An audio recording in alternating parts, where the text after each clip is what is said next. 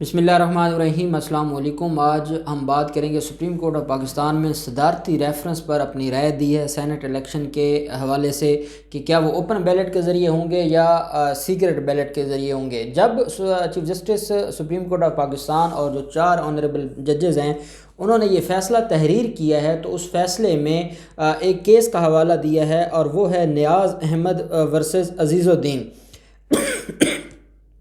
اب یہ جو نیاز احمد ورسز عزیز الدین کیس ہے اس کی ڈیٹیلز میں آپ کے ساتھ شیئر کرنے جا رہا ہوں، اور جو سپریم کورٹ آف پاکستان کی طرف سے یہ کہا گیا ہے کہ اس کا بڑا امپیکٹ ہے یا یہ رولز ہیں سیکرٹ بیلٹ کے حوالے سے، اور سیکریسی کی جو ڈیفینیشن ہے کیا وہ اس میں ڈیفائن کی گئی ہے، تو وہ ڈیٹیلز میں اس کیس کی آپ کے سامنے رکھوں گا، اور اس کے بعد ہم اس فیصلے پر پہنچیں گے کہ آیا اب جو سپریم کورٹ آف پاکستان نے جو فیصلہ دیا ہے اور جس میں 1967 کے ایک فیصلے کا حوالہ دیا ہے، کیا اس کے مطابق الیکشن کمیشن آف پاکستان پابند ہو گیا ہے کہ وہ سیکرٹ بیلٹ بھی جو ہے وہ کیا وہ بالکل ہمیشہ کے لیے سیکرٹ ہوگا یا اس کا کوئی طریقہ کار بنایا جائے گا، اس کا پتہ ہمیں چلے گا اس کیس سے۔ سپریم کورٹ آف پاکستان جو ہے پاکستان کی جو سب سے بڑا ہمارا اپیلیٹ فورم ہے، اور جب 1967 کا یہ فیصلہ آ رہا ہے تو تب اس وقت آئین تھا کانسٹیٹیوشن آف پاکستان 1962 کا یہ کانسٹیٹیوشن تھا، اور یہ ججز تھے 5 رکنی بینچ تھا۔ جسٹس کارنیلیس اس وقت چیف جسٹس تھے، اور جسٹس کارنیلیس کے ساتھ S.A. رحمان صاحب تھے جسٹس، ان کے ساتھ فضل اکبر صاحب تھے، حمود الرحمان تھے، اور محمد یعقوب علی، یہ ججز تھے۔ یہ 5 رکنی بینچ تھا جس نے یہ کیس سنا تھا نیاز احمد ورسز جو عزیز الدین وغیرہ۔ اب اس میں ایڈیشنل کمشنر کو بھی پارٹی بنایا گیا تھا، اور باقی بھی اس میں کافی پارٹیز تھیں جن کو اس کیس کے اندر پارٹیز بنایا گیا تھا۔ معاملہ کچھ اس طرح کا ہے، میں پہلے آپ کو اس کا تھوڑا سا بیک گراؤنڈ بتا دوں اس کیس کا۔ فیکٹس کیا تھے؟ فیکٹس یہ تھے کہ نیاز احمد نے ایک الیکشن لڑا تھا، اور ان کے مقابلے میں الیکشن لڑنے والے جو امیدوار تھے وہ عزیز الدین تھے۔ دونوں نے الیکشن لڑا، اور الیکشن لڑنے کے بعد یہ بات سامنے آئی کہ جو جیسے ہی جو پریزائڈنگ آفیسر تھا ان کے پاس رزلٹ جاتا ہے، تو وہ رزلٹ دیکھنے کے بعد جب وہ گنتی کرتے ہیں تو اس میں 147 ووٹ تھے عزیز الدین کے جو ان چیلنج تھے، جن کو چیلنج نہیں کیا گیا تھا، جبکہ 3 ووٹ تھے جن کو چیلنج کیا گیا تھا۔ دوسری طرف نیاز احمد کی طرف سے جو معاملہ آتا ہے اس میں یہ چیز سامنے آتی ہے کہ 134 ووٹ تھے جو ان چیلنج تھے، اور جو 28 ووٹ تھے وہ چیلنج تھے، جن کو چیلنج کیا گیا تھا۔ اب جو الیکشن کمیشن آف پاکستان تھا اس وقت، جو الیکشن ٹرائبونل تھے یا الیکشن کمیشن تھا، انہوں نے کیا کیا کہ کیونکہ جو عزیز الدین تھا اس کے ان چیلنج وہ زیادہ تھے، وہ 147 تھے، اور دوسری طرف 134 ان چیلنجڈ ووٹ تھے، تو انہوں نے فیصلہ سنا دیا اور عزیز الدین کو انہوں نے یہ مقرر کر دیا، اور ان کو انہوں نے کامیاب نمائندہ ڈکلیئر کر دیا۔ جب یہ معاملہ چلا تو اس کے بعد جو الیکشن ٹرائبونل تھا ان کو سمجھ آئی، اور ان کو یہ آئی پریزائڈنگ آفیسر کو کہ مجھ سے غلطی ہوئی ہے، کیونکہ جو چیلنج ووٹ ہیں وہ بھی بذات خود وہ کوئی انلیگل نہیں ہوتے یا ان لافل نہیں ہوتے، یا ان کی بالکل یہ نہیں کہ کوئی اہمیت نہیں ہے، بلکہ چیلنج اور ان چیلنج میں یہ فرق ہے کہ جو چیلنج کیے گئے ہیں ان کے اوپر انکوائری ہوتی ہے اور دوسروں کے اوپر انکوائری نہیں ہوتی۔ تو یہ جو صرف ان چیلنج ووٹس کی بنیاد پر یہ جو فیصلہ دیا گیا ہے یہ غلط ہے۔ انہوں نے اپنی غلطی کو جو ہے وہ ٹھیک کیا، ریکٹیفائی کیا، اور غلطی کو ٹھیک کر کے دوبارہ انہوں نے، کیونکہ ٹوٹل ووٹ بنتے تھے 150 عزیز الدین کے بنتے تھے، جبکہ دوسری طرف ہم دیکھتے ہیں کہ جو کینڈیڈیٹ تھے ان کے بنتے تھے نیاز احمد کے 162 ووٹ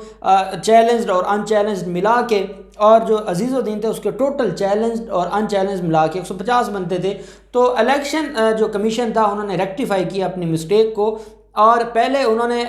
کامیاب امیدوار ڈکلیئر کیا تھا عزیز الدین کو، دوبارہ انہوں نے نیاز احمد کو کامیاب امیدوار ڈکلیئر کر دیا۔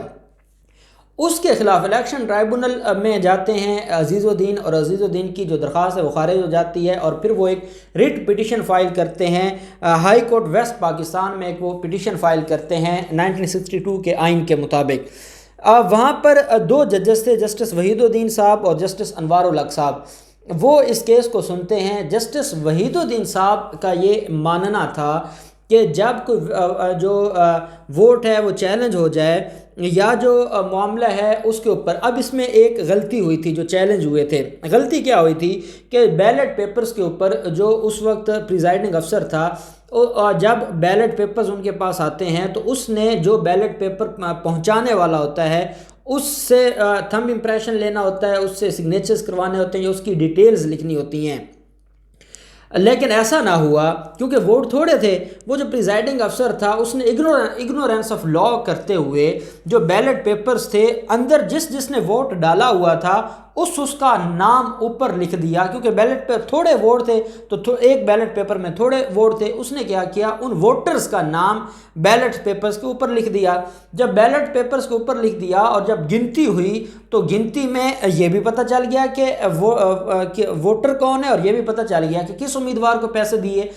ووٹ دیے. تو وہ سیکریسی ختم ہو گئی. وہ جو سیکریٹ رکھنے کا جو آئین میں اس وقت آرٹیکل 182 تھا، اب جو آرٹیکل 226 ہے، اس وقت جو 1962 کا کانسٹیٹیوشن تھا اس میں جو آرٹیکل تھا وہ 182 تھا. جب یہ معاملہ آ گیا اور اس بنیاد پر وہ چیلنج ہو گئے تھے، اور چیلنج ہونے کے بعد جب یہ ساری ٹیکنیکل گراؤنڈ تھی، اور ٹیکنیکل گراؤنڈ پر خیر الیکشن کمیشن نے، الیکشن ٹرائبونل نے نیاز احمد کے حق میں دے دیا کہ چیلنج سے مراد یہ نہیں ہے کہ وہ ووٹ ختم ہو گئے یا وہ ضائع ہو گئے، اور ان کو ملا کے، کیونکہ نیاز احمد جیتتا تھا، نیاز احمد جیت گیا. جب یہ معاملہ ہائی کورٹ میں جاتا ہے ویسٹ پاکستان، وہاں پر دو ججز تھے. جسٹس وحید الدین صاحب کا یہ کہنا تھا کہ جو سیکریٹ بیلٹ کا ایک کنسیپٹ ہے، کیونکہ وہ یہاں پر وہ بریک ہوا ہے اور وہ جو اس کی ریکوائرمنٹ تھی وہ پوری نہیں ہوئی، اس وجہ سے سارا election null and void declare کیا جائے اور نل اینڈ وائڈ ڈکلیئر کر کے نئے سرے سے الیکشن کروایا جائے. جبکہ جو دوسرے جسٹس تھے انوار الحق صاحب، ان کا یہ کہنا تھا کہ نہیں، جو اگر اس بندے کی جو ہے وہ ان انٹینشنل غلطی کی وجہ سے ایسا ہوا ہے، سیکریسی پر جو ہے وہ کمپرومائز اس نے کیا ہے، تو اس سے مراد یہ نہیں ہے کہ پورا الیکشن ہی ختم ہو جائے گا. تو ایسا بالکل نہیں ہے، اور اس کی اس غلطی کو جو ہے وہ اتنا نہ سمجھا جائے کہ پورا الیکشن ختم ہو جائے. اس لیے جو اس نے نیاز احمد کے حق میں فیصلہ دیا یا اس کو کامیاب امیدوار ڈکلیئر کیا ہے وہ بالکل درست ہے. اب جب دو ججز کا ڈویژن بینچ ہو، دو ججز کی جو رائے ایک دوسرے سے لگ آ جائے تو پھر ایک تیسرا جج مقرر کیا جاتا ہے جو اس پر پھر نیوٹرل ہو کے اپنی رائے دیتا ہے، اور پھر اس کا جو فیصلہ ہے اسی کو سمجھا جاتا ہے کہ وہی ہائی کورٹ کا فیصلہ ہے. جسٹس فاروقی صاحب تھے. جسٹس فاروقی صاحب کو مقرر کیا جاتا ہے امپائر کے طور پر بطور تھرڈ جج. انہوں نے فیصلہ دے دیا. جسٹس وحید الدین کا جو پوائنٹ آف ویو تھا کہ جو سیکریٹ بیلٹ کا کنسیپٹ ہے، کیونکہ اس کو توڑا گیا ہے، اس لیے جو سیکریٹ بیلٹ کو جس نے توڑا ہے وہ ساری کی ساری جو ہے اس کی بنیاد پر الیکشن ختم ہو گیا، اور الیکشن جو ہے وہ نل اینڈ وائڈ ہو گیا اور اس کی اب کوئی حیثیت نہیں رہی. اب سوال آ گیا، سپریم کورٹ آف پاکستان میں جسٹس کارنیلیس صاحب چیف جسٹس تھے اور ان کے ساتھ 5 رکنی بینچ تھا. سوال یہ تھا، کویشچن آف لا یہ تھا کہ کیا جو سیکریسی ہے وہ ایبسلیوٹ ہے یا اس میں اس کی کوئی آگے ٹرمز ہیں، کوئی کنڈیشنز ہیں، کوئی اس کا آگے طریقہ کار ہے، ایبسلیوٹ ہے یا نہیں ہے جو خفیہ بیلٹ کا ایک کنسیپٹ ہے. اس پر جو سپریم کورٹ آف پاکستان نے کہا، ایک جملہ کہا، وہ میں آپ کو پڑھ کے ضرور سناؤں گا. Secrecy consistent with supervision which was essential for fair election, کہ انہوں نے کہا کہ سپرویژن بڑی ضروری ہے، جو کہ ضروری جو سیکریسی کے ساتھ ساتھ سپرویژن بھی بڑی ضروری ہے، جو کہ ایک فیئر الیکشن کے لیے جو ہے وہ ایک خاص چیز ہے. اس میں جو سپریم کورٹ آف پاکستان تھی 1967 میں، انہوں نے کیس کا حوالہ دیا میر غلام نبی خان بنام الیکشن پٹیشن ٹرائبونل وغیرہ. اس میں یہ کہا گیا کہ کلرز تھے کہ کس کینڈیڈیٹ کو، فار ایگزامپل اے اور بی 2 کینڈیڈیٹ ہیں، ایک کو سرخ کلر دیا گیا تھا کہ جو سرخ کلر پر ٹک کرے گا وہ اے کے کھاتے میں ووٹ کاؤنٹ ہوگا، اور جو گرین کلر ہے اس پر جو ہے وہ کرے گا تو وہ بی کو آئے گا اگر وہ اس پر ٹک کرے گا. کلرز کو جو ہے نا دیکھا گیا. اب اس میں ہوا کیا کہ جو غلام نبی کیس تھا، میر غلام نبی خان کیس، اس میں یہ کہا گیا کہ جو پریزائڈنگ آفیسر ہوگا اس کی ٹیبل پر ہی ووٹ کاسٹ ہوں گے، جو آئے گا وہ ووٹ